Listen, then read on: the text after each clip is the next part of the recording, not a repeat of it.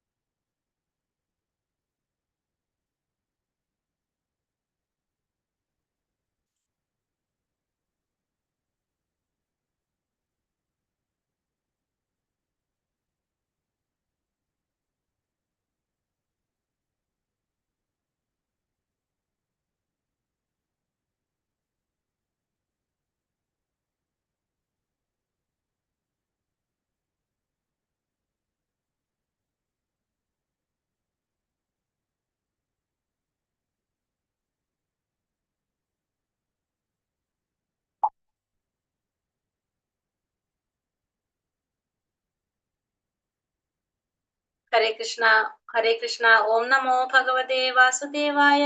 ഓം നമോ ഭഗവതേ വാസുദേവായ. ഓം നമോ ഭഗവതേ വാസുദേവായ. ഓം അജ്ഞാനതിമിരാന്ധസ്യ ജ്ഞാനാഞ്ജനാശലാകയ ചക്ഷുരുന്മീലിതം യേന തസ്മൈ ശ്രീ ഗുരവേ നമഃ. നമോ വിഷ്ണുപാദായ കൃഷ്ണപ്രേഷ്ഠായ ഭൂതലേ ശ്രീമതേ ഭക്തിവേദാന്ത സ്വാമിനിതി നാമിനേ. നമസ്തേ സാരസ്വതേ ദേവേ ഗൗരവാണി പ്രചാരിണേ നിർവിശേഷ ശൂന്യവാദി പാശ്ചാത്യദേശധാരിണേ. ജയ ശ്രീ കൃഷ്ണ ചൈതന്യ പ്രഭു നിത്യാനന്ദ ശ്രീ അദ്വൈത ഗദാധര ശ്രീവാസാദി ഗൗരഭക്തവൃന്ദ. ഹരേ കൃഷ്ണ കൃഷ്ണ കൃഷ്ണ ഹരേ ഹരേ, ഹരേ രാമ രാമ രാമ ഹരേ ഹരേ. ഹരേ കൃഷ്ണ. ശ്രീ ശ്രീ രാധാ ഗോവിന്ദ് ടെമ്പിൾ ഇസ്കോൺ ബാംഗ്ലൂരിന്റെ ഭഗവത്ഗീത ക്ലാസ്സിലേക്ക് എല്ലാവർക്കും സ്വാഗതം. അധ്യായം 7. ഏതാണ് അധ്യായം 7? ജ്ഞാനവിജ്ഞാന യോഗം അല്ലെ? അധ്യായം 7 വിജ്ഞാന യോഗം. ശ്രീല പ്രഭുപാദിക്ക് ജയ്. ഹരേ കൃഷ്ണ. അപ്പൊ നമ്മളുടെ ആദ്യത്തെ 6 അധ്യായം കർമ്മയോഗം കഴിഞ്ഞു. നമ്മൾ പരീക്ഷയൊക്കെ കഴിഞ്ഞു. എല്ലാവരും നന്നായിട്ട് ചെയ്തിട്ടുണ്ടായിരുന്നു അല്ലെ?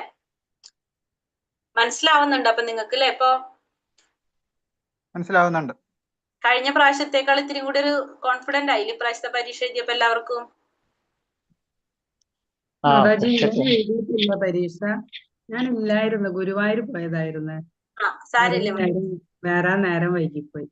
ഓക്കെ, കുഴപ്പമില്ല. പരീക്ഷ എഴുതിയവർക്ക് കഴിഞ്ഞ പ്രാവശ്യത്തെക്കാളും നമുക്ക് ഇത്തിരി കൂടി ഒരു കോൺഫിഡന്റ് ആയിട്ട് തോന്നില്ലേ? നിങ്ങൾ കഴിഞ്ഞ പ്രാവശ്യം ഓപ്ഷൻ വെച്ചിട്ടാണ്, പക്ഷെ ഇപ്രാവശ്യം ഓപ്ഷൻ ഇല്ലാണ്ട് നിങ്ങൾക്ക് ആൻസർ ചെയ്യാൻ പറ്റില്ലേ? നന്നായിട്ട്. പക്ഷെ ഒരു കാര്യം എനിക്ക് തോന്നി, നമ്മളെ എണ്ണം കുറഞ്ഞു എക്സാം എഴുതിയവരുടെ. തോന്നിയോ നിങ്ങൾക്ക്? എക്സാം എഴുതിയവരുടെ കുറച്ചുപേരെ എഴുതിയിട്ടുള്ളൂ. ഞാൻ പറയാനിരിക്കായിരുന്നു അതെന്താ. കുറച്ചുപേരെ ഇപ്രാവശ്യം എക്സാം എഴുതിയിട്ടുള്ളൂ. അതെന്താന്ന് മനസ്സിലായില്ല. അതൊന്നും നമ്മൾ അന്വേഷിക്കണം. വായിക്കാനും കുറെ പേര് വന്നിട്ട് അവരൊന്നും വന്നില്ലല്ലേ? കൊറേ ആൾക്കാര് കേറിയില്ല. എന്ത് പറ്റി? അറിയാണ്ടാണോ? എന്താ അറിയില്ല, ചോദിക്കാം. വേറെ മറ്റേ ഗ്രൂപ്പിൽ കയറിയെന്ന് ചോദിച്ചോക്കട്ടെ. അപ്പൊ അതൊന്നും നമുക്ക് നോക്കാം, എന്താന്നുള്ളത് അറിയേണ്ടി വരും. ഗ്രൂപ്പിൽ ചോദിക്കാം നമുക്ക്. കാരണം എക്സാം എഴുതിയവരുടെ എണ്ണം കുറഞ്ഞു, പക്ഷെ എഴുതിയവരൊക്കെ നന്നായിട്ട് ചെയ്തിട്ടുണ്ടായിരുന്നു. കാരണം 7 എണ്ണം വരെ എല്ലാവരും ശരിയായിട്ടുണ്ടായിരുന്നു. അത് അത്രയും നല്ല രീതിയിൽ 2 എണ്ണം 3 എണ്ണം ഒക്കെ വെച്ചിട്ട്, അല്ലെങ്കിൽ 1 എണ്ണം 2 അങ്ങനെയൊക്കെയാണ് എല്ലാവരും തെറ്റിണ്ടായിരുന്നത്. തെറ്റി മീൻസ് മനസ്സിലാവാഞ്ഞത്. ബാക്കി എല്ലാം കറക്റ്റ് ആയിട്ട് ഓപ്ഷൻ ഇല്ലാണ്ട് ചെയ്യാൻ പറ്റിയപ്പോ എനിക്ക് മനസ്സിലായി നിങ്ങൾ ക്ലാസ്സിൽ ശ്രദ്ധിക്കുന്നുണ്ട്, മനസ്സിലാവുന്നുണ്ട്. അതായത് ഓർമ്മ നിൽക്കണില്ല എന്ന് പറഞ്ഞാൽ നമുക്ക് കിട്ടുന്നുണ്ട്, എല്ലാതും എഴുതാൻ പറ്റുന്നുണ്ട്. അതൊരു നമുക്കൊരു വിശ്വാസമായിട്ട് തോന്നിയില്ല നമുക്ക്?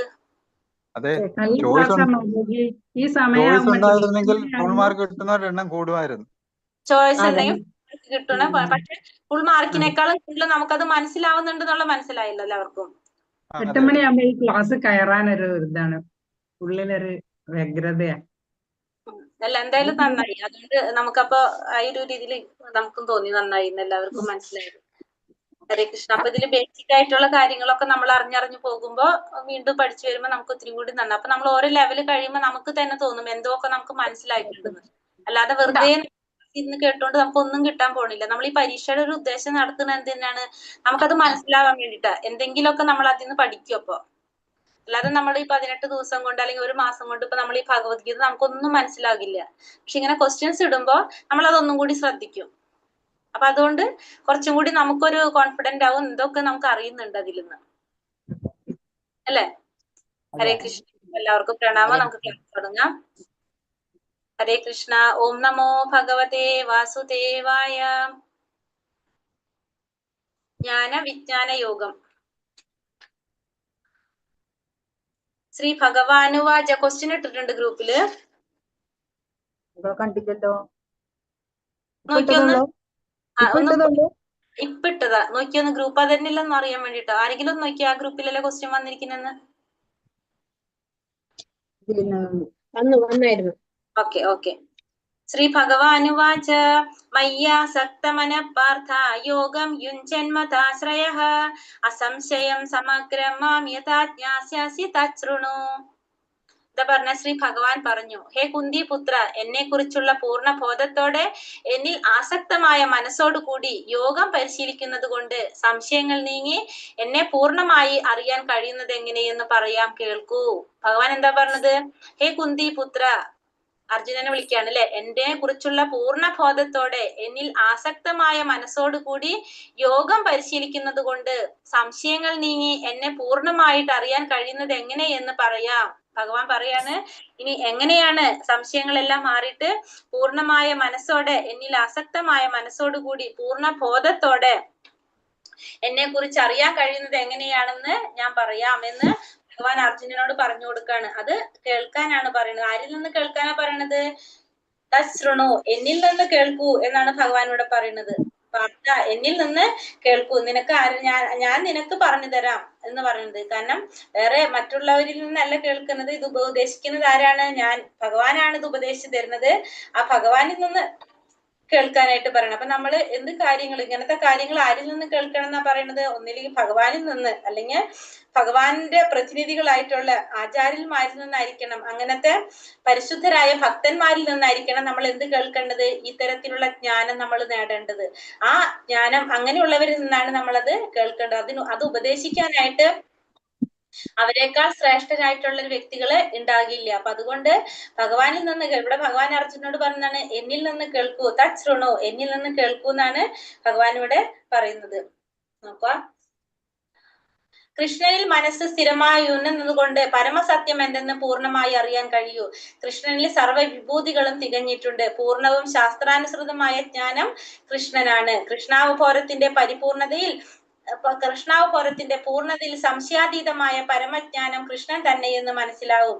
കൃഷ്ണനിൽ നിന്നോ കൃഷ്ണാബോധം ഉദിച്ച ഭക്തനിൽ നിന്നോ കേൾക്കുന്നത് കൊണ്ട് മാത്രമേ ഒരാൾക്ക് കൃഷ്ണന്റെ ശാസ്ത്രം ഗ്രഹിക്കാൻ കഴിയൂ. ബോധയോഗാനുഷ്ഠാനം കൊണ്ട് മാത്രം പരമസത്യം, ജീവാത്മാക്കൾ, ഭൗതിക പ്രകൃതി എന്നിവയെക്കുറിച്ചും അവയുടെ നാനാവിധങ്ങളായ ആവിഷ്കാരങ്ങളെ കുറിച്ചുമുള്ള എല്ലാ അറിവും തനിയെ ലഭിക്കും. അപ്പൊ ഭഗവാനെ കുറിച്ചുള്ള ജ്ഞാനം നമുക്ക് നേടണമെങ്കിൽ ആരിൽ നിന്ന് സാധിക്കുള്ളൂ? ഒന്നുകിൽ ഭഗവാനിൽ നിന്ന്, അല്ലെങ്കിൽ ഭഗവാന്റെ, അതായത് കൃഷ്ണാവബോധം ഉദിച്ച ഭക്തനിൽ നിന്ന്, ആചാര്യന്മാരിൽ നിന്നൊക്കെയാണ് നമുക്ക് ഈ ശാസ്ത്രം ഗ്രഹിക്കാനായിട്ട് സാധിക്കുള്ളൂ. കൃഷ്ണനെ കുറിച്ചുള്ള, ഭഗവാനെ കുറിച്ചുള്ള ജ്ഞാനം നേടാനായിട്ട് നമുക്ക് സാധിക്കുള്ളൂ. ഭഗവാന്റെ പരമജ്ഞാനം നേടാനായിട്ട്, ഭഗവാനെ കുറിച്ചുള്ള, ഭഗവാൻ ആരാണെന്ന് മനസ്സിലാകണമെങ്കിൽ നമുക്ക് എന്തെത്തണം? കൃഷ്ണാവബോധത്തിന്റെ പരിപൂർണതയിൽ എത്തിയാൽ മാത്രമേ നമുക്ക് ഇതൊക്കെ മനസ്സിലാക്കാനായിട്ട് സാധിക്കുള്ളൂ.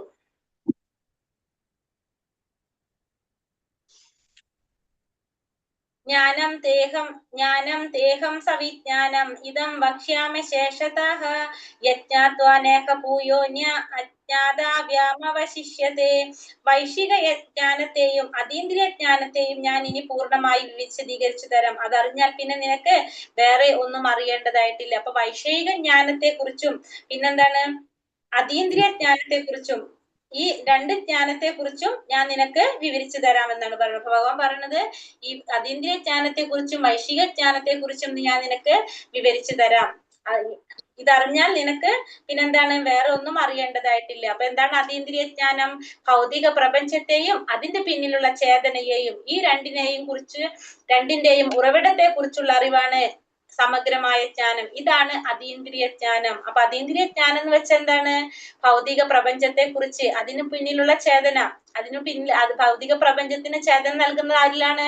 ഭഗവാനാണ് ചേതന നൽകുന്നത്. അപ്പൊ ഭൗതിക പ്രപഞ്ചത്തെ കുറിച്ചും അതിന്റെ പിന്നിലുള്ള ചേതനയെ കുറിച്ച്, അതായത് ഭഗവാനെയും കുറിച്ച്, ഈ രണ്ടിന്റെയും ഭൗതിക പ്രപഞ്ചത്തിന്റെ ചേതന, ഈ രണ്ടിന്റെയും ഉറവിടത്തെ കുറിച്ചുള്ള അറിവ്, സോറി ഭഗവാനല്ല ജീവാത്മാവാണ്, ഈ രണ്ടിന്റെയും ഉറവിടത്തെ കുറിച്ചുള്ള അറിവ്, ഈ രണ്ടിന്റെയും ഉറവിടം ആരാണ്? ഭഗവാൻ. ഇതിനെ കുറിച്ചുള്ള അറിവാണ് എന്ത്? അതീന്ദ്രിയ ജ്ഞാനം. അതായത് ഭഗവാനെ കുറിച്ചും ജീവാത്മാവിനെ കുറിച്ചും ഭൗതിക പ്രകൃതിയെ കുറിച്ചുമുള്ള അറിവിനെയാണ് നമ്മൾ എന്ത് പറയുന്നത്? അതീന്ദ്രിയ ജ്ഞാനം എന്ന് പറയുന്നത്. അപ്പൊ ഭൗതിക പ്രകൃതിയെ കുറിച്ച് മനസ്സിലാക്കുക, അപ്പൊ ജീവാത്മാവിനെ കുറിച്ച് മനസ്സിലാക്കുക, പരമാത്മാവിനെ കുറിച്ച് മനസ്സിലാക്കുക. ഈ അറിവിനെയാണ് നമ്മൾ എന്ത് പറയുന്നത്? അതീന്ദ്രിയ ജ്ഞാനം എന്ന് പറയുന്നത്. ഭഗവാനിൽ നിന്ന് ഉത്ഭവിക്കുന്ന ശിഷ്യ പരമ്പരയിൽപ്പെട്ട ഒരു ഭക്തന് മാത്രമേ സമ്പൂർണ്ണ ജ്ഞാനം നേടാനായിട്ട് സാധിക്കുള്ളൂ. അപ്പൊ ഭഗവാനിൽ നിന്ന് ഉത്ഭവിക്കുന്ന ഗുരുശിഷ്യ പരമ്പരയിലൂടെ വരുന്ന ഒരു ഭക്തന് മാത്രമേ എന്ത് നേടാൻ സാധിക്കുള്ളൂ? ഈ സമ്പൂർണ്ണ ജ്ഞാനം നേടാനായിട്ട് സാധിക്കുള്ളൂ. കാരണം നമുക്കിപ്പോ അത് എക്സാമ്പിൾ പറയാം. നമുക്ക് എന്താണ് പറഞ്ഞപ്പോ ഭഗവാനിൽ നിന്ന് വരുന്ന ഒരു ഗുരു പരമ്പര നമ്മൾ പഠിച്ചിട്ടില്ലേ? ഭഗവാൻ ആർക്ക് പറഞ്ഞു കൊടുത്തു? ബ്രഹ്മാവിന് പറഞ്ഞു കൊടുത്തു, ബ്രഹ്മാവ് നാരദ മഹർഷിക്ക് പറഞ്ഞു കൊടുത്തു, പിന്നെ മധ്വാചാര്യ, അങ്ങനെ വന്നു അല്ലേ? ആ പരമ്പര ഇപ്പൊ മുറിഞ്ഞു പോയി എന്ന് വിചാരിക്കൂ. നമ്മളെ പരമ്പര തന്നെ എടുത്തു കഴിഞ്ഞാൽ അത് മുറിഞ്ഞു പോയി കഴിഞ്ഞാൽ എന്താണ്? ഒരാളെ കണക്ഷൻ വിട്ടു കഴിഞ്ഞാൽ അയാൾ പറയുന്നത് അടുത്ത ആൾക്ക് മനസ്സിലാവില്ല. കാരണം അതിന്റെ ഇടയിലുള്ള ഒരു ഗ്യാപ്പ് വന്നു. ആ ഒരു വ്യക്തി പറയുന്നത് അടുത്ത ആൾക്ക് കിട്ടില്ല. അപ്പൊ തന്നെ നമുക്ക് എന്ത് സംഭവിക്കാണ് അവിടെ? അതിനൊരു പൂർണ്ണത കൈവരുത്താനായിട്ട് സാധിക്കില്ല. അപ്പൊ ഈ ഒരു പരമ്പരയിൽ തന്നെ ഒരു മുറിവ് വന്നു കഴിഞ്ഞാൽ നമുക്കത് സാധിക്കില്ല. അപ്പൊ ഈ പരമ്പരയിൽ അല്ലാത്ത വ്യക്തികളാണ് അത് പറഞ്ഞു കൊടുക്കണമെങ്കിലോ അവര് അവരുടേതായ രീതിയിലായിരിക്കും വ്യാഖ്യാനങ്ങൾ ഉണ്ടാക്കുക. അപ്പൊ സ്വാഭാവികമായിട്ടും അവിടെ ഒരു മുറിവ് വന്നു കഴിഞ്ഞാൽ അടുത്ത വ്യക്തി എന്ത് ചെയ്യും? അവരുടെ ഇഷ്ടത്തിനായിരിക്കും ആ വ്യാഖ്യാനങ്ങൾ ഉണ്ടാക്കുന്നത്. കാരണം അത് കണക്ട് ചെയ്യണം അവർക്ക്, എന്നാലേ പറഞ്ഞു കൊടുക്കാൻ സാധിക്കുള്ളൂ. അപ്പൊ അവരെന്ത് ചെയ്യും? അവരുടേതായ രീതിയിൽ അവിടെ വ്യാഖ്യാനങ്ങൾ ഉണ്ടാക്കും. അപ്പൊ ആ സമ്പൂർണ്ണ ജ്ഞാനം നേടാനായിട്ട് സാധിക്കില്ല പഠിക്കുന്നവർക്ക്. അപ്പൊ ഇത് തന്നെയാണ് എന്തിൽ സംഭവിക്കുന്നത്? ഈ പരമ്പരയിൽ പെടാത്തവർക്ക് സംഭവിക്കുന്നത്. കാരണം ഗുരുപരമ്പരയിൽ വരുമ്പോ സ്വാഭാവികമായിട്ടും ആ പരമ്പരയിൽപ്പെട്ട ഓരോരുത്തരും പറയുന്നത് അനുസരിച്ച് ഇങ്ങനെ വരുന്ന കാരണം കൊണ്ട് ആ കണക്ഷൻ നമുക്ക് കറക്റ്റ് ആയിട്ട് കിട്ടാണ്. എന്താണോ ഭഗവാൻ ഉദ്ദേശിച്ചത് അത് അതേപടി എല്ലാവരിലേക്കും എത്തിക്കാനായിട്ട് ഈ ഭഗവാനിൽ നിന്ന് ഉത്ഭവിച്ച ആ ഗുരുശിഷ്യ പരമ്പരയിൽ കൂടി വരുന്നവർക്ക് സാധിക്കുന്നു. പക്ഷെ മറ്റുള്ളവർക്ക് എന്താ സംഭവിക്കുന്നത്? അവർക്ക് അങ്ങനെ ഒരു കണക്ഷൻ കിട്ടാത്തത് കൊണ്ട് തന്നെ അവർ അവരുടേതായ രീതിയിൽ അവരുടെ അവബോധത്തിനനുസരിച്ചുള്ള വ്യാഖ്യാനങ്ങളായിരിക്കും അതിലുണ്ടാക്കുന്നത്. അപ്പോ ഭഗവാൻ പറഞ്ഞതിന് നേരെ വിപരീതമായ രീതിയിലോ അവരുടേതായ വ്യാഖ്യാനമാകുമ്പോ അതിന് പല മാറ്റങ്ങൾ സംഭവിക്കാം.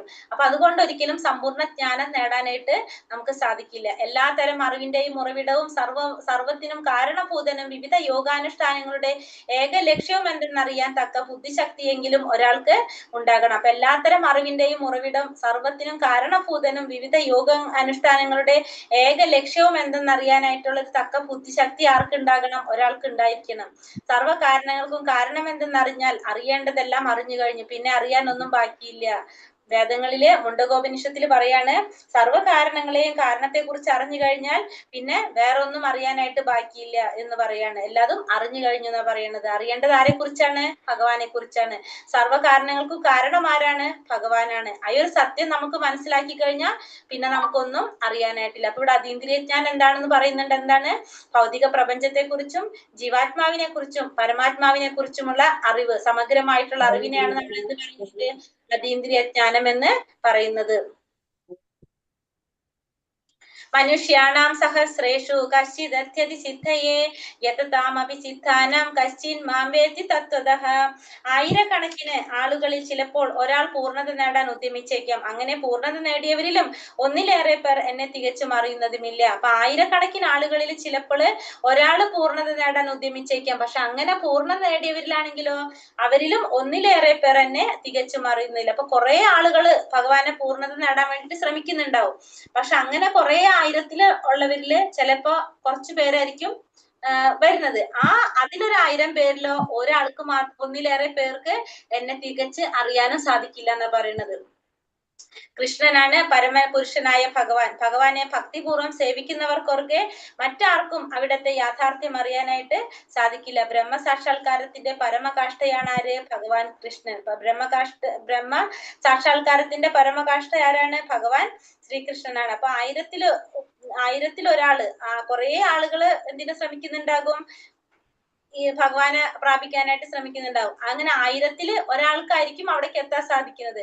അങ്ങനത്തെ 1000 പേരിലും ഒരാൾക്ക് മാത്രമേ എവിടേക്ക് എത്താൻ സാധിക്കുള്ളൂ, പൂർണ്ണത നേടാനായിട്ട് സാധിക്കുന്നുണ്ടാവുള്ളൂ. സർവ്വ കാരണങ്ങൾക്കും കാരണഭൂതനായ സർവ്വവ്യാപിയായ കൃഷ്ണന്റെ അചിന്ത്യങ്ങളും ദിവ്യങ്ങളുമായ ഗുണങ്ങളുടെ പ്രഭാവം, ഐശ്വര്യം, യശസ്, ശക്തി, സൗന്ദര്യം, ജ്ഞാനം, ത്യാഗം എന്നിവ കുറച്ചെങ്കിലും അറിയാൻ അവിടത്തെ ശുദ്ധ ഭക്തന്മാർക്കേ കഴിയുള്ളൂ. അപ്പൊ ഭഗവാന്റെ ഈ ഗുണങ്ങൾ, ഷഡ്ഗുണങ്ങളെ കുറിച്ചും അറിയാനായിട്ടും ആർക്കേ സാധിക്കുന്നുള്ളൂ?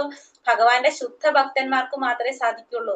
സ്ഥൂലേന്ദ്രിയങ്ങൾ കൊണ്ട് കൃഷ്ണനെ അറിയുവാൻ ആർക്കും സാധിക്കില്ല. പ്രേമപൂർവ്വം തന്നെ സേവിക്കുന്നവരിൽ കരുണ തോന്നി അവിടുന്ന് അവർക്ക് സ്വയം തന്നെ വെളിപ്പെടുത്തുന്നു. അപ്പോ ഭഗവാനെ നമുക്ക് അറിയണമെങ്കിൽ നമ്മൾ പറഞ്ഞിട്ടുണ്ടായിരുന്നു, ഭക്തിരസാമൃത സിന്ധുവില് നമ്മൾ പറഞ്ഞിട്ടുണ്ടായിരുന്നു എന്താണ്, ഭഗവാനെ മനസ്സിലാക്കണമെങ്കിൽ നമുക്ക് എന്തുകൊണ്ട് സാധിക്കില്ല? നമ്മുടെ ഈ ഇന്ദ്രിയങ്ങൾ കൊണ്ട് നമുക്ക് അറിയാൻ സാധിക്കില്ല എന്ന് പറഞ്ഞു. നമ്മുടെ ഇന്ദ്രിയങ്ങൾ കൊണ്ട്, നമ്മളെ ഇന്ദ്രിയങ്ങൾ എന്താണ്, നമ്മളെ ഇന്ദ്രിയങ്ങൾ കൊണ്ട് ഭഗവാനെ മനസ്സിലാക്കാനായിട്ട് സാധിക്കില്ല. സ്ഥൂല ഇന്ദ്രിയങ്ങൾ കൊണ്ട് ഭഗവാനെ അറിയാനായിട്ട് സാധിക്കില്ല.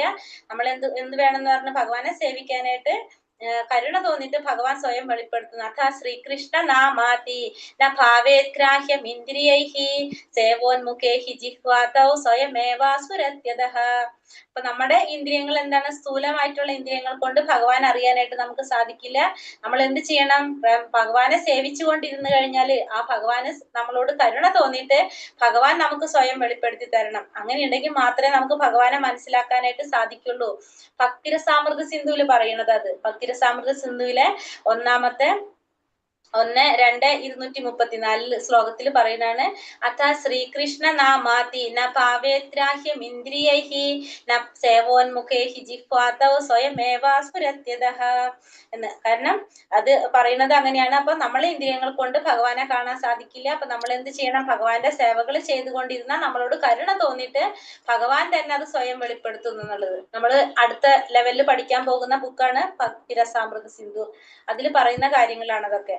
അപ്പൊ അത് മനസ്സിലാക്കണമെങ്കിൽ നമുക്ക് എന്തുണ്ടാവണം? ഭക്തി ഉണ്ടാവണം. ഭക്തന്മാർക്ക് മാത്രമേ അത് മനസ്സിലാക്കാനായിട്ട് സാധിക്കുള്ളൂ എന്നാ പറയുന്നത്. ഭക്തി ഉണ്ടാവണമെങ്കിൽ നമ്മൾ എന്ത് ചെയ്യണം? ഭക്തിയുടെ സേവനം ചെയ്യണം. സേവനത്തിൽ വരുന്ന ഒരു കാര്യമാണ് എന്ത്? നാമജപം. അപ്പൊ നാമജപം അതുകൊണ്ട് തന്നെയാണ് നമ്മൾ ചെയ്യണമെന്ന് പറയുന്നത്.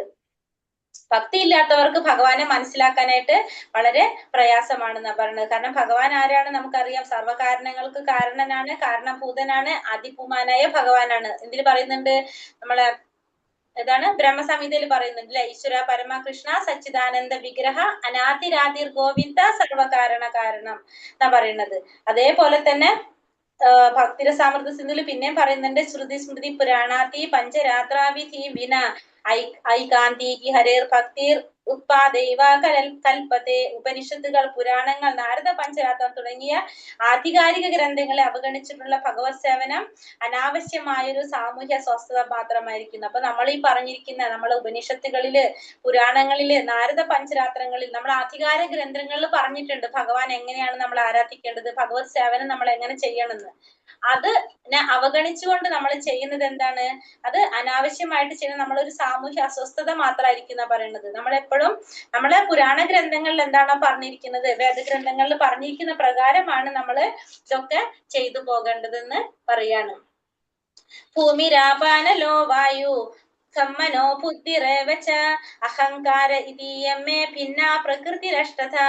എന്റെ ഭിന്നമായ ഭൗതിക പ്രകൃതി ഭൂമി, ജലം, അഗ്നി, വായു, ആകാശം, മനസ്സ്, ബുദ്ധി, മിഥ്യാഹങ്കാരം എന്നിങ്ങനെ 8 അടങ്ങുന്നതാണ്. അപ്പൊ ഭഗവാൻ പറയാണ്, ഭഗവാന്റെ ഭിന്നമായിട്ടുള്ള ഭൗതിക പ്രകൃതിയിൽ എന്തെല്ലാം അടങ്ങിയത്? ഭൂമി, ജലം, അഗ്നി, വായു, ആകാശം, മനസ്സ്, ബുദ്ധി, മിഥ്യാഹങ്കാരം. ഈ 8 അടങ്ങിയതാണ് ഭഗവാൻ പറയുന്ന ഭഗവാന്റെ ഭൗതിക പ്രകൃതിയില്. ഭൂമി, ജലം, അഗ്നി, വായു, ആകാശം, മനസ്സ്, ബുദ്ധി, മിഥ്യാഹങ്കാരം. ഈ 8 അടങ്ങിയതാണ് ഭഗവാൻ പറയുന്നു ഭഗവാന്റെ ഭൗതിക പ്രകൃതിയിൽ പറയുന്നത്. ഈ 8 ഘടകങ്ങളാണ്. നോക്കാം. പ്രപഞ്ച സൃഷ്ടിക്ക് വേണ്ടി കൃഷ്ണന്റെ പൂർണ്ണ രൂപവിസ്തരണം 3 വിഷ്ണു രൂപങ്ങൾ ഉൾക്കൊള്ളുന്നുണ്ട്. അപ്പൊ നമ്മൾ പഠിച്ചിട്ടുണ്ട് ഭഗവാന്റെ 3 വിഷ്ണു രൂപങ്ങൾ ഏതൊക്കെയാണ്? കാരണോദകശായ വിഷ്ണു, ഗർഭോദകശായ വിഷ്ണു, ക്ഷീരോദകശായ വിഷ്ണു. ആദ്യത്തെ വിഷ്ണു മഹത് തത്വം എന്ന സമഗ്ര പ്രപഞ്ചത്തെ സൃഷ്ടിക്കുന്നു. നമുക്കറിയാം അല്ലെ? കാരണോദകശായ വിഷ്ണു ആണ് പ്രപഞ്ചത്തെ സൃഷ്ടിക്കുന്നത്. ആരാണ്? കാരണോദകശായ വിഷ്ണു ആണ്. ഓരോ പ്രപഞ്ചത്തിനും വൈവിധ്യം നൽകിക്കൊണ്ട് അവയിലെല്ലാം ഉൾപൂകുന്ന ഗർഭോദകശായ വിഷ്ണുവാണ് 2ാമത്തെ മൂർത്തി. അതിനുശേഷം നമ്മൾ പറഞ്ഞു ആ ഗർഭോദകശായ വിഷ്ണു, കാരണോദകശായ വിഷ്ണു പ്രപഞ്ചം സൃഷ്ടിക്കും. ആ കാരണോദകശായ വിഷ്ണു പ്രപഞ്ചം സൃഷ്ടിച്ചു കഴിഞ്ഞാൽ അതിൽ ആര് ഉൾപ്പൂകാണ് ചെയ്യണത്? ഗർഭോദകശായി വിഷ്ണു ഉൾപ്പൂകാണ് ചെയ്യണം. ഓർമ്മയില്ലേ ഇത് പറഞ്ഞത്? അതാണ് രണ്ടാമത്തെ വിഷ്ണുമൂർത്തി രൂപം, ഗർഭോദകശായി വിഷ്ണു വരുന്നത്. പിന്നെ മൂന്നാമത്തെ മൂർത്തി ആരാണ്? ക്ഷീരോദകശായി വിഷ്ണു, സർവ്വപ്രപഞ്ച വ്യാപ്തമായ പരമാത്മാവ് ആണ് അവിടെ. അപ്പൊ നമ്മളറിയാം, നമ്മൾ ഈ പ്രപഞ്ചത്തില് നമ്മുടെ എല്ലാവരുടെ ജീവാത്മാവിന്റെ ഹൃദയത്തില് പരമാത്മാ രൂപത്തിൽ ഇരിക്കുന്നത് ആരാണ്? മൂന്നാമത്തെ വിഷ്ണുമൂർത്തി രൂപമായിട്ടുള്ള ക്ഷീരോദകശായി വിഷ്ണുവാണ് എല്ലാവരുടെ ഹൃദയത്തിലും പരമാത്മാ രൂപത്തില് ഭഗവാൻ ഇരിക്കുന്നത്. അതാണ് മൂന്നാമത്തെ വിഷ്ണുമൂർത്തി ആയിട്ടുള്ളത്. അപ്പൊ ഈ 3 വിഷ്ണുമൂർത്തി രൂപങ്ങളാണ് ആണ് ഭഗവാന്റെ ഇച്ഛയ്ക്ക് അനുസരിച്ച് ഈ ഭൗതിക ലോകത്തിന്റെ എല്ലാ പ്രവർത്തനങ്ങളും നടത്തുന്നത് ഈ ഭഗവാന്റെ ഈ അവതാരങ്ങളാണ്. ഭഗവത് ശക്തികളിൽ ഒന്നിന്റെ ക്ഷണികമായ ഒരു ആവിർഭാവമാണ് ഈ ഭൗതിക ലോകം. അപ്പൊ എന്താ പറഞ്ഞ, ഭഗവാന്റെ ഈ ശക്തികളില് ക്ഷണികമായിട്ടുള്ള ഒരു ആവിർഭാവമാണ് ഇത് ഈ ഭൗതിക ലോകം. ഇതിന്റെ പ്രവർത്തനങ്ങളൊക്കെ ആരാ നടത്തുന്നത്? ഈ ഭഗവാന്റെ ഈ രൂപങ്ങള്, വിഷ്ണുമൂർത്തി രൂപങ്ങളാണ് ഇത് മുഴുവനും ചെയ്തു പോകുന്നത്. ഭൂമി, ജലം, അഗ്നി, വായു, ആകാശം എന്നിവയെ പഞ്ചമഹാഭൂതങ്ങൾ എന്ന് പറയുന്നു. ഇവയാണ് 5 ഇന്ദ്രിയ വിഷയങ്ങൾ ഉൾക്കൊള്ളുന്നത്.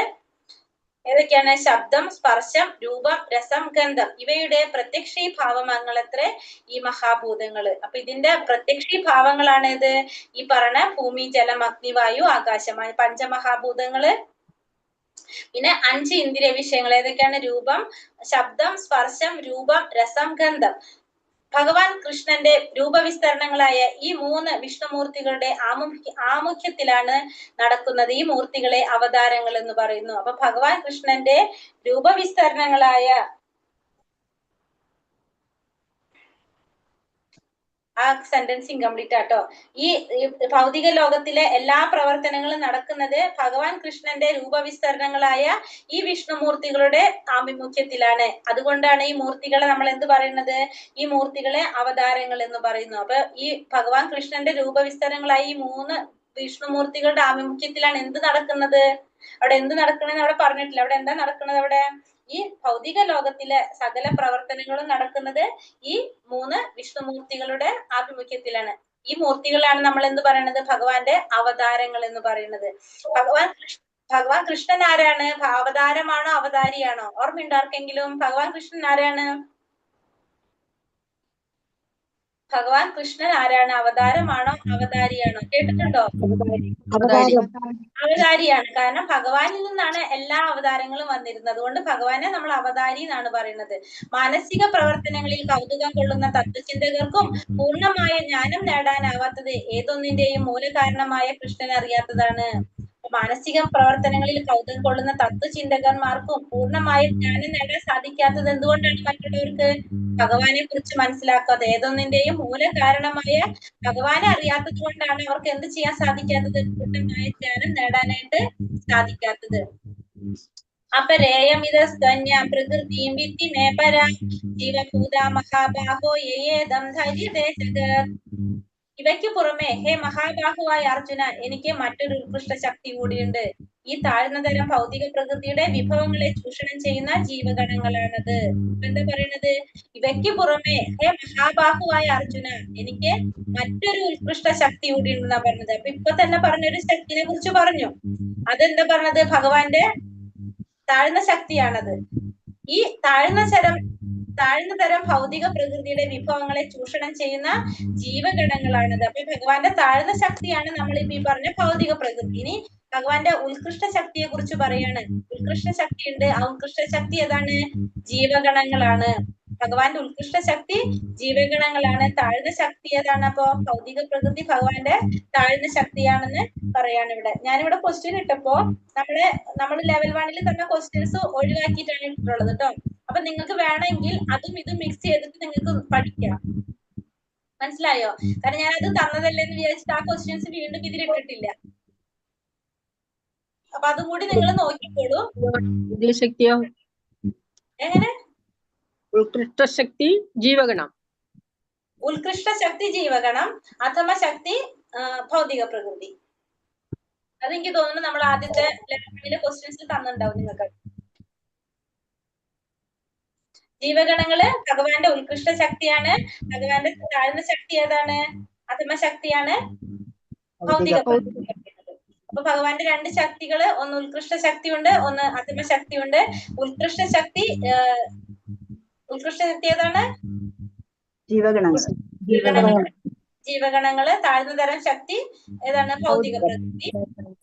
ഈ ഭൗതിക പ്രകൃതിയെ ചൂഷണം ചെയ്തുകൊണ്ടിരിക്കുന്നതാണ് ഈ ജീവഗണങ്ങള് ഭൗതിക പ്രകൃതിയെ ചൂഷണം ചെയ്തിരിക്കുന്നതാണ്. രണ്ടു തരം ശക്തികളാണ് ഭഗവാന്റെ ഉത്കൃഷ്ട ശക്തിയും അധമ ശക്തിയും. ഈ ഉത്കൃഷ്ട ശക്തി ജീവഗണങ്ങള്, അധമ ശക്തി ഭൗതിക പ്രകൃതി. ഈ പ്രത്യക്ഷ പ്രപഞ്ചത്തിന് ഉത്തമ പ്രകൃതിയായ ജീവശക്തികളെ കൂടാതെ പ്രവർത്തിക്കാനുള്ള ശക്തിയില്ല. ദൈവവും ജീവാത്മാക്കളും എല്ലാ പ്രകാരത്തിലും തുല്യരാണെന്ന മലിനവും തെറ്റായതുമായ അഭിപ്രായത്തിന് വിധേയരായതുകൊണ്ടാണ് പരിമിത ജ്ഞാനമുള്ള അദ്വൈതികൾ ഇങ്ങനെ വാദിക്കുന്നത്. ജീവസത്തകൾ അവിടേക്ക് അധീനരും ഗുണം കൊണ്ട് ഭഗവാന്റെതിനോട് തുല്യരായതിനാൽ അവർ കൃഷ്ണന്റെ ഉത്കൃഷ്ട ശക്തികളാകുന്നു. ഭഗവത്ഗീതയുടെ ദൃഷ്ടിയിൽ ജീവസത്ത കൃഷ്ണന്റെ വിവിധ ശക്തികളിൽ ഒന്ന് മാത്രമാണെന്ന് സ്പഷ്ടം. അപ്പൊ ഈ പ്രത്യക്ഷ പ്രപഞ്ചത്തിന് ഉത്തമ പ്രകൃതിയായ ജീവസത്തകളെ കൂടാതെ പ്രവർത്തിക്കാനായിട്ട് സാധിക്കില്ല. ജീവാത്മാക്കളെ കൂടാതെ ഈ പ്രപഞ്ചത്തിന് പ്രവർത്തിക്കാനായിട്ട് സാധിക്കില്ല. പ്രപഞ്ചത്തിന് പ്രജ്ഞ നൽകുന്നത് ജീവാത്മാക്കളാണ്, നമ്മളിപ്പോ തന്നെ കണ്ടിരുന്നു അല്ലെ. പിന്നെ ദൈവവും ജീവാത്മാക്കളും എല്ലാ പ്രകാരത്തിലും തുല്യരാണെന്ന മലിനവും തെറ്റായുമായ അഭിപ്രായത്തിന് വിധേയരായതുകൊണ്ടാണ് പരിമിത ജ്ഞാനമുള്ള അദ്വൈതികൾ ഇങ്ങനെ വാദിക്കുന്നത്. ജീവസത്തകൾ അവിടേക്ക് അധീനരും ഗുണം കൊണ്ട് ഭഗവാന്റേതിനോട് തുല്യരായതിനാൽ അവർ കൃഷ്ണന്റെ ഉത്കൃഷ്ട ശക്തി എന്ന് പറയുന്നത്. അപ്പൊ ഭഗവാന്റെ ഉത്കൃഷ്ട ശക്തിയാണ് ആര്? ജീവാത്മാക്കള്. ഭഗവാന്റെ ഉത്കൃഷ്ട ശക്തിയാണ് ജീവാത്മാക്കള്. ഭഗവത്ഗീതയുടെ ദൃഷ്ടിയിൽ ജീവസത്ത കൃഷ്ണന്റെ വിവിധ ശക്തികളിൽ ഒന്ന് മാത്രമാണെന്ന് സ്പഷ്ടം. അപ്പൊ ഭഗവാന്റെ പല ശക്തികളില് ഒരു ശക്തിയാണ് ആര്? ജീവാത്മാക്കള്. പക്ഷെ അവർക്ക് എന്താ സംഭവിക്കുന്നത്? ജീവാത്മാക്കൾ ഈ ഭൗതിക ലോകത്തിൽ വരുമ്പോ ത്രിഗുണങ്ങളായിട്ട് ബന്ധപ്പെട്ടുകൊണ്ട് അവര് മലിനമാക്കപ്പെട്ടാണ് ചെയ്യുന്നത്. അപ്പൊ തന്റെ മൂലസ്വരൂപത്തെ കുറിച്ച് മറന്നു പോകാണ് ചെയ്യുന്നത് ആര്? ജീവാത്മാക്കള്. ഏതത്യോനീനി ഭൂതാനി സർവാണി ഉപധാരയ അഹം കൃഷ്ണസ്യ ജഗതാ പ്രഭവ പ്രളയസ്തഥാ. സൃഷ്ടിയിലെ എല്ലാറ്റിന്റെയും ഉറവിടം ഈ രണ്ട് ശക്തികളാണ്. ആധ്യാത്മികവും ഭൗതികമായ ഇവിടെയുള്ള എല്ലാറ്റിന്റെയും ഉത്ഭവവും വിനാശവും ഞാൻ തന്നെയാന്ന് നിശ്ചയമായും അറിയുക. അപ്പൊ സൃഷ്ടിയുടെ എല്ലാറ്റിന്റെയും ഉറവിടം എന്താണ്? ഈ രണ്ട് ശക്തികളാണ് സൃഷ്ടിയുടെ എല്ലാത്തിന്റെയും ഉറവിടം. ഭൗതികവും ആധ്യാത്മികവുമായിട്ട് ഇവിടെയുള്ള എല്ലാറ്റിന്റെയും ഉത്ഭവവും വിനാശവും ആരാണ്? ഭഗവാൻ തന്നെയാണെന്ന് അറിയുന്നത്.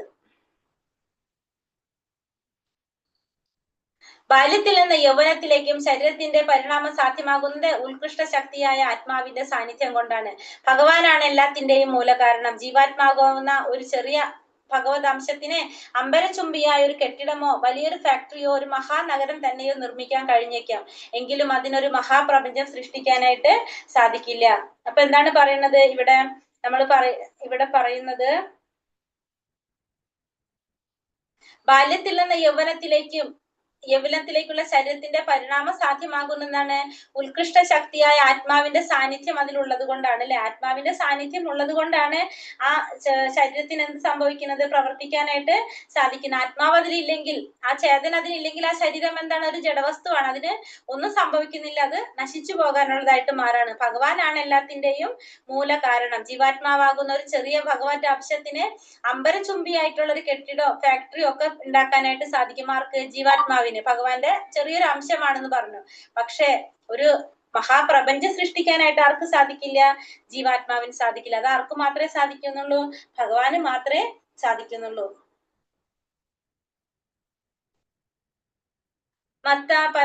മത്താ പരതരം നാന്യ കിഞ്ചദസ്തി ധനഞ്ജയ മയി സർവമിതം പ്രോതം സൂത്രേ മണികണ ഇവ. ഹേ ധനഞ്ജയ, എന്നേക്കാൾ ശ്രേഷ്ഠമായ ഒരു സത്യമില്ല. മുത്തുകൾ നൂലിന്മേൽ എന്ന പോലെ സർവവും എന്നിൽ ഇണക്കി കോർക്കപ്പെട്ടിരിക്കുന്നു. എന്താ പറഞ്ഞ? ഹേ ധനഞ്ജയ, എന്നേക്കാൾ ശ്രേഷ്ഠമായൊരു സത്യമില്ല. മുത്തുകൾ നൂലിന്മേൽ എന്ന പോലെ സർവവും എന്നിൽ ഇണക്കി കോർക്കപ്പെട്ടിരിക്കുന്നു. അപ്പൊ ഭഗവാൻ എങ്ങനെ പറയുന്നത്? ഈ ഭൗതിക ലോകത്തെ ഭഗവാൻ എങ്ങനെയാണ് നിയന്ത്രിച്ചിരിക്കുന്നത് പറയാണ്. ഈ ഭൗതിക പ്രപഞ്ചം ഭഗവാൻ എങ്ങനെയാണ് നിയന്ത്രിച്ചിരിക്കുന്നത്? മുത്തുകൾ നൂലിന്മേൽ എന്ന പോലെ എന്നാ പറയണത്. മുത്തുകൾ നൂലിന്മേലായിരിക്കുമ്പോ നമ്മൾ ആ നൂല് നമ്മൾ കാണുന്നില്ല അല്ലെ. പക്ഷെ ആ മുത്തുകള് കറക്റ്റ് ആയിട്ട് ഇങ്ങനെ ഓർഡർ ആയിട്ട് ഇങ്ങനെ ഇരിക്കുകയാണ്. അതേപോലെയാണ് ഭഗവാൻ എന്ത് ചെയ്തിരിക്കുന്നത്, ഈ ഭൗതിക പ്രപഞ്ചത്തിനെ ഇണക്കി കോർത്ത് വെച്ചിരിക്കുന്നത്. മുത്തുകൾ നൂലിന്മേൽ എന്ന പോലെ ഭഗവാൻ എന്ത് ചെയ്തിരിക്കുകയാണ്, ഈ ഭൗതിക ലോകത്തെ ഇണക്കി കോർത്ത് വച്ചിരിക്കുകയാണ് ഇവിടെ. മുത്തുകൾ നൂലിന്മേൽ എന്ന പോലെ സർവവും എന്നിൽ ഇണക്കി കോർക്കപ്പെട്ടിരിക്കുന്നു. പരമസത്യം ഭഗവാൻ ശ്രീകൃഷ്ണനാണെന്ന് ഭഗവത്ഗീത സിദ്ധാന്തിക്കുകയാണ്. അപ്പൊ ഭഗവത്ഗീതയിലൂടെ നമുക്ക് എന്താ മനസ്സിലാക്കുന്നത്, ഭഗവാനാണ് പരമസത്യം എന്ന് മനസ്സിലാക്കി തരാണ് ചെയ്യുന്നത്.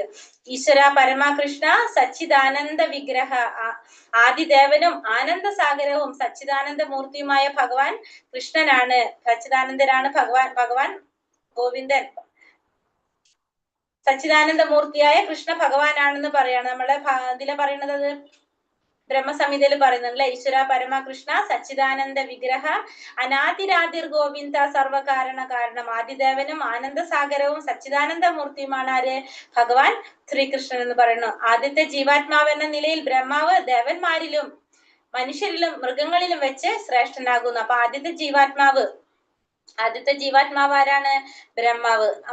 ആദ്യത്തെ ജീവാത്മാവാണ് ബ്രഹ്മാവ്. ആ ബ്രഹ്മാവ് ദേവന്മാരിലും മനുഷ്യരിലും മൃഗങ്ങളിലും വെച്ചിട്ട് ശ്രേഷ്ഠനാണെന്ന് പറയാണ്. പരമദിവ്യോത്തമ പുരുഷനെ അറിയുന്നവന് മാത്രമേ ജനിമൃതികളുടെ ബന്ധങ്ങളെ അതിജീവിക്കാനായിട്ട് സാധിക്കുള്ളൂ. അപ്പൊ ജന്മമൃത്യുവിൽ നിന്ന് നമുക്ക് കരകയറ്റണമെങ്കിൽ നമുക്ക് എന്തറിയണം, പരമപുരുഷോത്തമനെ കുറിച്ച്, പരമദിവ്യോത്തമ പുരുഷനെ കുറിച്ച് അറിഞ്ഞാൽ മാത്രമേ ജനിമൃതികളുടെ ബന്ധങ്ങളിൽ നിന്ന് ബന്ധങ്ങൾ അതിജീവിക്കാനായിട്ട് നമുക്ക് സാധിക്കുള്ളൂ. ആരെ കുറിച്ച് അറിഞ്ഞാല്, പരമദിവ്യോത്തമ പുരുഷനെ കുറിച്ച് അറിയുന്നവർക്ക് മാത്രമേ ജനിമൃതികളുടെ ബന്ധങ്ങളെ അതിജീവിക്കാൻ സാധിക്കുള്ളൂ. അപ്പൊ നമുക്ക് ജനിമൃതികളുടെ ബന്ധങ്ങൾ അതിജീവിക്കാൻ എങ്ങനെയാ സാധിക്കുക, പരമദിവ്യോത്തമ പുരുഷനായിട്ടുള്ള ഭഗവാൻ കൃഷ്ണനെ കുറിച്ച് മനസ്സിലാക്കിയാൽ മാത്രമേ നമുക്ക് എന്ത് ചെയ്യാൻ സാധിക്കുള്ളൂ, ഈ ജന്മമൃത്യുവിൽ നിന്ന് മാറാനായിട്ട് നമുക്ക് സാധിക്കുള്ളൂ. മുക്തിക്ക് വേറൊരു മാർഗവും നമുക്ക് ഇല്ല. രസോഹമപ്സു കൗന്ദേയ പ്രഭാസ്മി ശശി സൂര്യയോ പ്രണവ സർവവേദേഷു ശബ്ദഖേ പൗരുഷം നൃഷു. ഇനി ഭഗവാൻ എന്തിനെ കുറിച്ചാ പറയുന്നത്, ഭഗവാന്റെ ശക്തികളെ കുറിച്ച് പറയാണല്ലേ. ഹേ കുന്തിപുത്ര, ജലത്തിലെ രസം, സൂര്യചന്ദ്രന്മാരിലെ പ്രകാശം, വേദമന്ത്രങ്ങളിലെ പ്രണവം, ആകാശത്തിലെ ശബ്ദം, പുരുഷന്റെ പൗരുഷം, ആരാണ്, ഞാനാകുന്നു എന്നാ ഭഗവാൻ പറയുന്നത്. ജലത്തിലെ രസം, സൂര്യചന്ദ്രന്മാരിലെ പ്രകാശം, വേദമന്ത്രങ്ങളിലെ പ്രണവം, ആകാശത്തിലെ ശബ്ദം, പുരുഷന്റെ പൗരുഷവും ഞാനാകുന്നു. എന്തൊക്കെ പറഞ്ഞ, ജലത്തിലെ രസം ഭഗവാനാണ്, സൂര്യചന്ദ്രന്മാരിലെ പ്രകാശം ഭഗവാനാണ്, വേദമന്ത്രങ്ങളിലെ പ്രണവം, പിന്നെ പുരുഷന്റെ പൗരുഷവും ഭഗവാനാണെന്ന് പറയാണ്.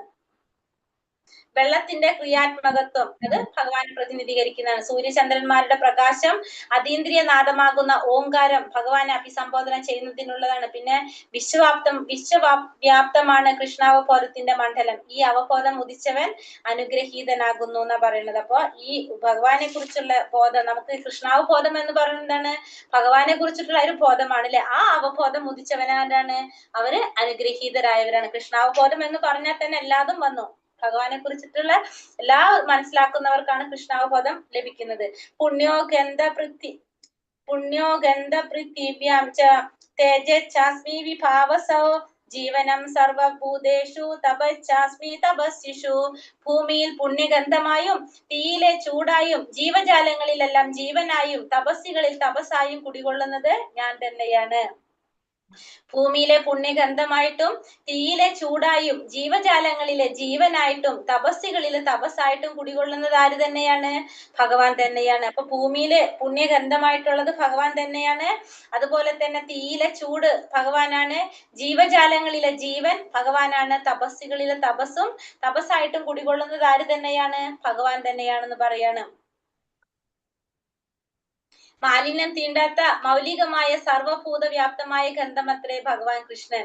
ഭൂമി, ജലം മുതലായ എല്ലാ ക്രിയാത്മക തത്വങ്ങളും ധാതുവർഗങ്ങളും സർവ ഭൗതിക മൂലകങ്ങളും കൃഷ്ണനിൽ നിന്നാണ് ഉളവാകുന്നതെന്ന് കൃഷ്ണാവബോധം ഉദിക്കുമ്പോൾ നമുക്ക് മനസ്സിലാക്കാനായിട്ട് സാധിക്കും. അപ്പൊ എല്ലാതും ഭഗവാനിൽ നിന്ന് തന്നെയാണ് ഉരുത്തിരിഞ്ഞിരിക്കുന്നത്, ഭഗവാനിൽ നിന്നാണ് വന്നിരിക്കുന്നത് ഉളവാകുന്നതെന്ന് നമുക്ക് എപ്പോ മനസ്സിലാക്കാൻ സാധിക്കും, കൃഷ്ണാവബോധം ഉദിക്കുമ്പോൾ. അതായത് ഭഗവാനെ കുറിച്ച് മനസ്സിലാക്കുമ്പോൾ, കൃഷ്ണാവ് ബോധം എന്ന് പറഞ്ഞാല് ഏതൊരു സമയത്തും ഭഗവാനെ കുറിച്ച് മാത്രം ചിന്തിക്കാവുന്ന ഒരു അവസ്ഥയിലേക്ക് എത്താം. അതായത് നമുക്ക് ഭഗവാനെ കുറിച്ച് കാര്യങ്ങൾ മനസ്സിലാക്കാം. ഭഗവാൻ ആരാണ്, ഭഗവാൻ എന്താണ്, പ്രപഞ്ചത്തിന്റെ നാഥനാണ്, പ്രപഞ്ചത്തിന്റെ സ്രഷ്ടാവാണ്, എല്ലാത്തിന്റെയും ജഗത് നാഥനാണെന്ന് മനസ്സിലാക്കാം. അപ്പൊ നമുക്ക് എല്ലാതും മനസ്സിലാവൂല്ലേ കൃഷ്ണാവ് ബോധത്തിൽ വന്നു കഴിഞ്ഞാല്. അപ്പോ നമുക്ക് എന്താണ് മനസ്സിലാവുന്നത്? നമുക്ക് അറിയാൻ സാധിക്കും എല്ലാ ഇതും ഭഗവാനിൽ നിന്ന് തന്നെയാണ് ഉളവായിരിക്കുന്നത്. എല്ലാത്തിന്റെ സൃഷ്ടി ഭഗവാനാണ്, എല്ലാത്തിനെയും പരിപാലിക്കുന്നത് ഭഗവാനാണ്, എല്ലാം നിയന്ത്രിക്കുന്നത് ഭഗവാനാണ്. ഭഗവാന്റെ ആജ്ഞപ്രകാരമാണ് ഈ ഭൗതിക ലോകം നടക്കുന്നത്. എല്ലാ ലോകങ്ങളും ആരുടെ കീഴിൽ തന്നെയാണ്? ഭഗവാന്റെ കീഴിലാണ്. ഭഗവാനാണ് എല്ലാത്തിന്റെയും സൃഷ്ടി നടത്തുന്നത്. എല്ലാതും ഭഗവാനെ കൊണ്ടാണ് നടക്കുന്നത് എന്നുള്ളത് നമുക്ക് മനസ്സിലാകും. നമ്മൾ പറഞ്ഞു മുത്തുകൾ നൂലിന്മേൽ എന്ന പോലെ എല്ലാതും ഭഗവാനിൽ ഇണക്കി കോർക്കപ്പെട്ടിരിക്കുകയാണ് ചെയ്യുന്നത്. കാരണം ഭഗവാനാണ് എല്ലാത്തിന്റെയും നിയന്താവ്. ഭഗവാൻ പറയുന്നത് അനുസരിച്ച് മറ്റുള്ളവർ പ്രവർത്തിക്കുന്നേ ഉള്ളൂ. പക്ഷെ എല്ലാത്തിന്റെയും കാര്യങ്ങൾ ആർക്കറിയാൻ സാധിക്കും? ഭഗവാൻ അറിയാൻ സാധിക്കും. ഭഗവാൻ നേരിട്ടെല്ലാം നമ്മൾ ഭഗവാനെ നേരിട്ട് കാണുന്നില്ല എന്നുള്ളൂ. പക്ഷെ എല്ലാതും ആരുടെ കൺട്രോളാണ് നടക്കുന്നത്? ഭഗവാന്റെ കൺട്രോളാണ് നടക്കുന്നത്. ഭഗവാൻ പറയുന്നത് അനുസരിച്ചാണ് മറ്റുള്ളവര് പ്രവർത്തിക്കുന്നു എന്ന് മാത്രമേ ഉള്ളൂ. ബീജമാം സർവഭൂതാനാം വിധി പാർത്ഥ സനാതനം ബുദ്ധിർ ബുദ്ധിമതാമസ്മി തേജസ്സിനാമഹം. ഹേ ബുദ്ധിപുത്ര, സർവ്വ ജീവജാലങ്ങളുടെയും ആദി ബീജം ഞാനാണെന്ന് നീ അറിയണം. ബുദ്ധിമാന്മാരുടെ ബുദ്ധിയും ശക്തിയും തേജസ്വികളുടെ തേജസ്സും ഞാൻ തന്നെ. ഇനി എന്താ പറഞ്ഞത്? എല്ലാവരുടെയും ആദി ബീജം ആരാണ്? ഭഗവാനാണ്.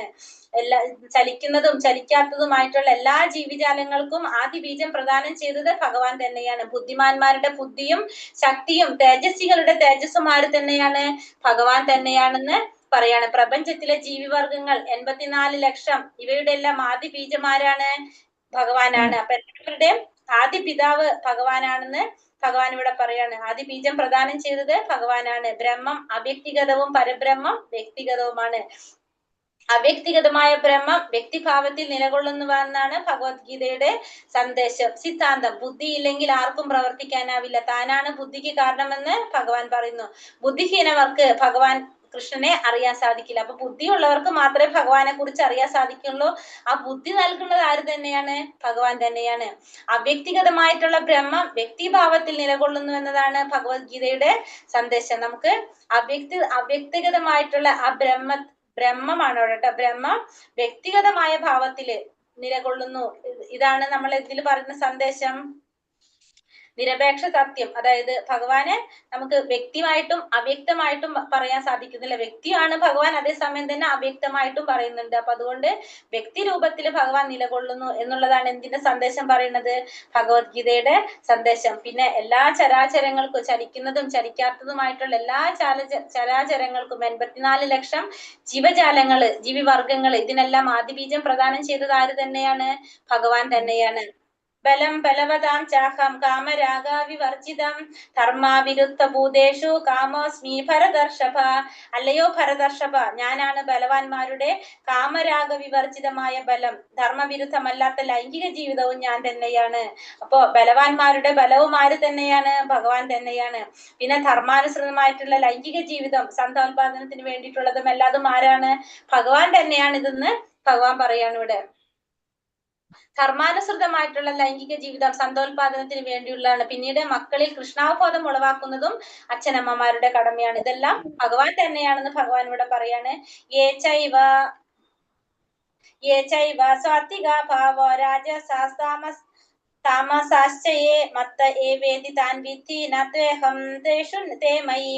സ്വാത്വികങ്ങളും രാജസങ്ങളും താമസങ്ങളുമായ എല്ലാ അവസ്ഥകളും എന്റെ ശക്തിയുടെ ബഹിസ്ഫുരണങ്ങളാണ്. ഒരർത്ഥത്തിൽ അവയെല്ലാം ഞാൻ തന്നെ. എങ്കിലും ഞാൻ അവയ്ക്ക് അധീനനല്ല. ഞാൻ ഭൗതിക ഗുണങ്ങൾക്ക് അധീനനല്ല, മറിച്ച് അവയെല്ലാം എന്നിൽ നിലകൊള്ളുന്നു. അപ്പൊ സ്വാത്വികങ്ങളും രാജസങ്ങളും താമസങ്ങളുമായിട്ടുള്ള എല്ലാ അവസ്ഥകളും എന്റെ ശക്തിയുടെ ബഹിസ്ഫുരണങ്ങളാണ്. അപ്പൊ രാജസികവും താമസികവും സാത്വികവുമായിട്ടുള്ള എല്ലാ അവസ്ഥകളും എങ്ങനെയാണ്?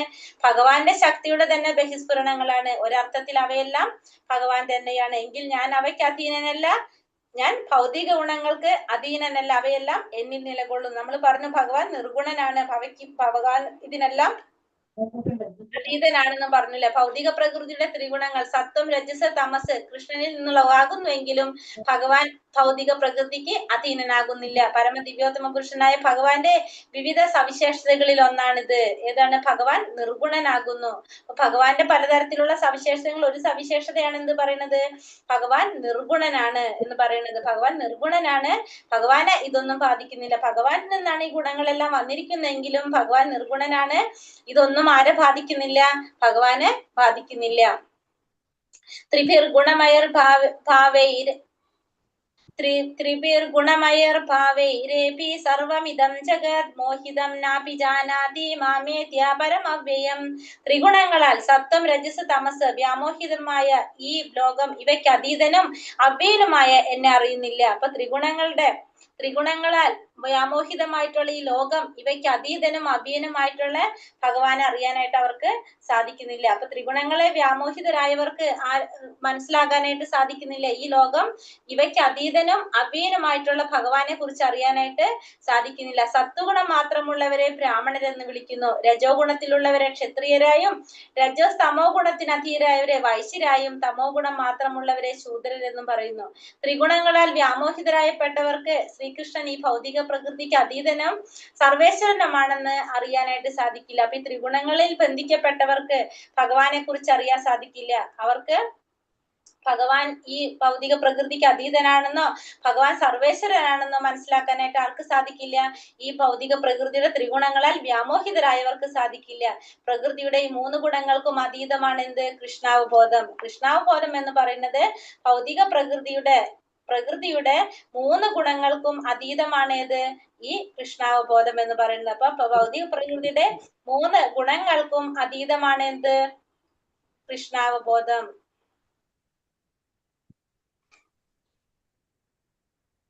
ദൈവീ ഹേഷ്യോ ഗുണമയീ മമ മായ ദുരത്യ മാമേവായേ പ്രപത്യന്തേ മായാമേതാം തരന്തി തേ.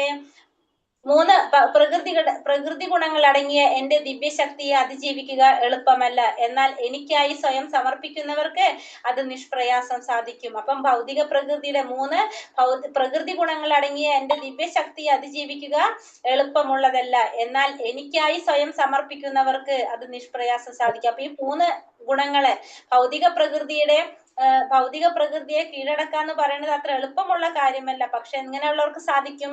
ഭഗവാന് സ്വയം സമർപ്പിച്ചവർക്ക് അത് നിഷ്പ്രയാസം സാധിക്കും എന്നാണ് പറയുന്നത്. ജീവാത്മാക്കളെല്ലാം അവിടുത്തെ ശക്തിയുടെ അംശങ്ങളാകയാൽ അവയ്ക്ക് ദിവ്യത്വമുണ്ട്. പക്ഷെ ഭൗതിക ശക്തിയുമായുള്ള സമ്പർക്കം കൊണ്ട് അതിന്റെ മൗലികമായ ദിവ്യപ്രഭാവം മൂടപ്പെട്ടിരിക്കുന്നു.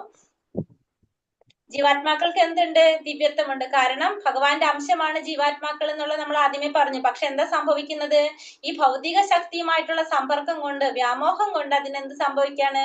ആ ദിവ്യപ്രഭാവം അത് മൂടപ്പെട്ടിരിക്കുകയാണ് ചെയ്യുന്നത്. ജീവാത്മാവിന്റെ ആ ദിവ്യപ്രഭാവത്തെ മൂടപ്പെട്ടിരിക്കുകയാണ് ചെയ്യുന്നത്. ഉപാധിബന്ധനായ ആത്മാവിനെ നിത്യബന്ധൻ എന്ന് പറയപ്പെടുന്നു. ഗുണം എന്ന വാക്കിന് കയർ എന്നൊരർത്ഥമുണ്ട്. ബദ്ധനായ ജീവൻ വ്യാമോഹത്തിന്റെ പാശങ്ങളാൽ കെട്ടിവരിക്കപ്പെട്ടിരിക്കുകയാണ്. കൃഷ്ണന്റെ പാദപത്മങ്ങളിൽ സ്വയം സമർപ്പിക്കുക മാത്രമാണ് ഭൗതിക പ്രകൃതിയുടെ അലംഘനീയമായ പിടുത്തത്തിൽ നിന്ന് വിടുതി നേടാനുള്ള ഒരേയൊരു മാർഗം. അപ്പൊ ഭഗവാന്റെ എന്ത് ചെയ്യണം? പാദപത്മങ്ങളിൽ സ്വയം സമർപ്പിച്ചാൽ മാത്രമേ നമുക്ക് എന്ത് ചെയ്യാൻ സാധിക്കുള്ളൂ?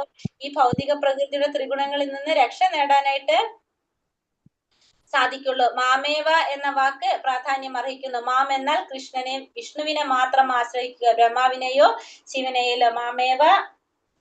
മാമേവയെ പ്രപത്യന്തി എന്ന് പറയണത് അല്ലെ? മാമേവയെ എന്ന് പറയുന്നത് ഇവിടെ എന്താ പറയണത്? എന്നെ മാത്രം ശരണം പ്രാപിക്കാനാണ് ഇവിടെ. എന്നെ തന്നെ പ്രാപിക്കൂ എന്നാണ് ഇവിടെ പറയുന്നത്. ആരെയാണ്? ഭഗവാൻ വിഷ്ണുവിനെ, കൃഷ്ണനെ പ്രാപിക്കാനാണ് ഇവിടെ പറയുന്നത്. നമാം ദുഷ്കൃതിനോ മൂഢ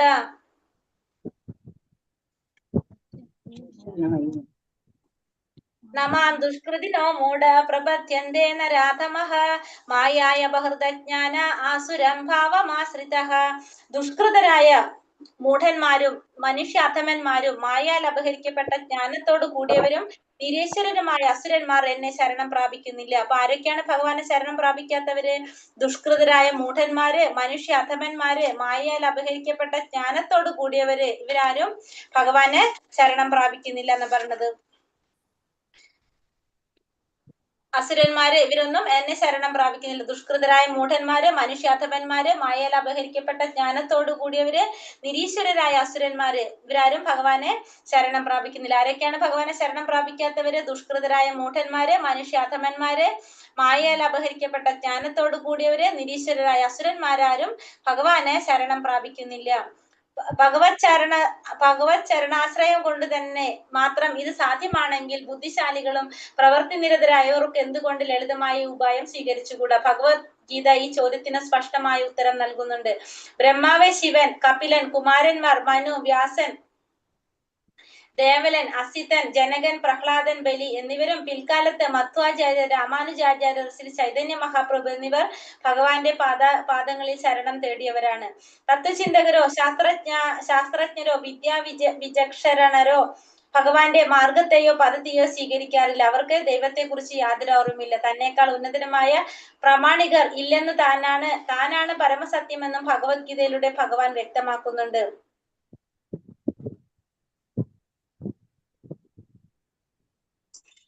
കുട്ടികളിൽ നിലീനമായ ദിവ്യാവബോധത്തെ ഉണർത്തിയെടുക്കേണ്ട കടമ രക്ഷിതാക്കൾക്കുണ്ട്. അമ്മയുടെ ഗർഭത്തിലിരിക്കെ ഏറ്റവും ക്ലേശകരമായ ഒരു അവസ്ഥയാണിത്. കുട്ടി തന്നെ അവിടെ നിന്ന് മോചിപ്പിക്കണമെന്ന്, പുറത്തു വന്നു കിട്ടിയ ഭഗവത് സേവനത്തിൽ തന്നെ നാൾ കഴിച്ചു കൊള്ളാമെന്നും ഈശ്വരനോട് പ്രാർത്ഥിക്കാറുണ്ടെന്ന് ശുദ്ധ മൂഢന്മാർ, നരാധമന്മാർ, മായാമോഹിതരായ ഊഹാപോഹികൾ, തികഞ്ഞ നിരീശ്വരവാദികൾ എന്നിവർ ശാസ്ത്രാനുസൃതവും ആധികാരങ്ങളുമായ ഉപദേശങ്ങൾ നൽകിയാലും ഒരിക്കലും പരമപുരുഷന്റെ പാതാരവിന്ദങ്ങളിൽ അഭയം പ്രാപിക്കാറില്ല. അപ്പൊ ഭഗവാൻ അഭയം പ്രാപിക്കാത്ത 4 കൂട്ടരെ കുറിച്ച് നമ്മൾ പറഞ്ഞു. മനുഷ്യാധമന്മാര്, മായയാൽ അപഹരിക്കപ്പെട്ട ജ്ഞാനത്തോട് കൂടിയവര്, നിരീശ്വരരായ അസുരന്മാര്, ഇവര് ഭഗവാനെ ശരണം പ്രാപിക്കുന്നില്ല. ഭഗവാൻ തന്നെയാണ് ഏറ്റവും ഉന്നതനായ പ്രാമാണികൻ, പരമസത്യം എന്ന് ഭഗവത്ഗീതയില് പറയുന്നുണ്ട്.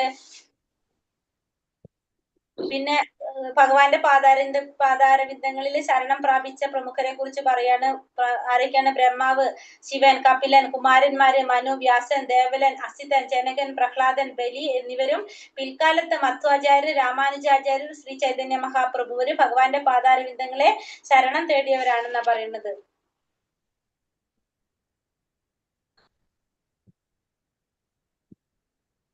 ചതുർവിധാ ഭജന്തേ മാം ജനാ സുകൃതിനോർജുന ആർത്തോ ജിജ്ഞാസുരർത്ഥാർത്ഥി ജ്ഞാനി ച ഭരതർഷഭ.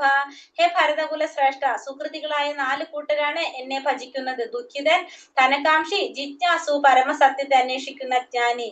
അപ്പൊ എന്താ പറയുക? ഹേ ഭരതകുല ശ്രേഷ്ഠ, സുകൃതികളായ 4 കൂട്ടരാണ് എന്നെ ഭജിക്കുന്നത്. അതാരൊക്കെയാണ്? ജിജ്ഞാസു, ധനകാംക്ഷി, ദുഃഖിതൻ, പരമസത്യത്തെ അന്വേഷിക്കുന്ന ജ്ഞാനി. ധാർമ്മികവും നൈതികവും സാമൂഹികവുമായ നിയമങ്ങൾ അനുസരിക്കുന്ന ഇക്കൂട്ടർ പ്രായേണ ഭഗവത് ഭക്തരാണ്. ഇവരിലുണ്ട് 4 വിഭാഗങ്ങൾ: ദുഃഖിതൻ, അർത്ഥാർത്ഥി, ജിജ്ഞാസു, പരമസത്യത്തെ അന്വേഷിക്കുന്നവൻ. ഭഗവാന്റെ ഭക്തിയുടെ സേവനത്തിൽ എത്തുന്ന ഈ 4 വിധ ഭക്തരും ഒരു ശുദ്ധ ഭക്തന്റെ സത്സംഗം ഉണ്ടായാൽ പരിശുദ്ധി നേടി പരമഭക്തരാകും.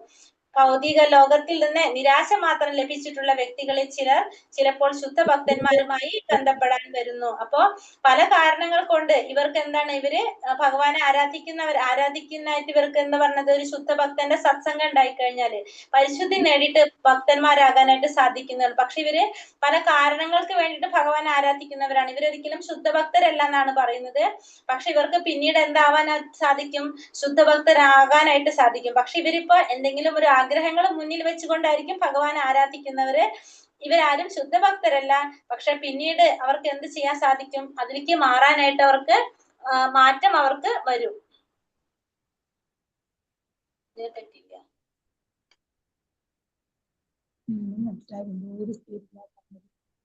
ഓക്കെ. ധാർമ്മികവും നൈതികവും സാമൂഹികവുമായ നിയമങ്ങൾ അനുസരിക്കുന്ന ഇക്കൂട്ട പ്രായണ ഭഗവത് ഭക്തന്മാരാണ്. ഇവരിലുണ്ട് 4 വിഭാഗങ്ങൾ: ദുഃഖിതൻ, അർത്ഥാർത്ഥി, ജിജ്ഞാസു, പരമസത്യത്തെ അന്വേഷിക്കുന്നവൻ. ഭഗവാന്റെ ഭക്തിയുടെ സേവനത്തിനായി ഈ 4 വിധ ഭക്തന്മാരും ഒരു ശുദ്ധ ഭക്തന്റെ സത്സംഗം ഉണ്ടായാൽ പരിശുദ്ധി നേടിയവർക്ക് എന്താവാൻ സാധിക്കും? പരമഭക്തനാകാനായിട്ട് സാധിക്കും. ഭൗതിക ലോകത്തിൽ നിന്ന് നിരാശ മാത്രം ലഭിച്ചിട്ടുള്ള വ്യക്തികളിൽ ചിലപ്പോൾ ശുദ്ധ ഭക്തന്മാരുമായി ബന്ധപ്പെടാൻ വരുന്നു. പല പല കാരണങ്ങളാലും ഭക്തിയുടെ സേവനത്തിന് വരുന്നവരാണിവർ. ഹരേ കൃഷ്ണ കൃഷ്ണ കൃഷ്ണ ഹരേ ഹരേ, ഹരേ രാമ രാമ രാമ ഹരേ ഹരേ.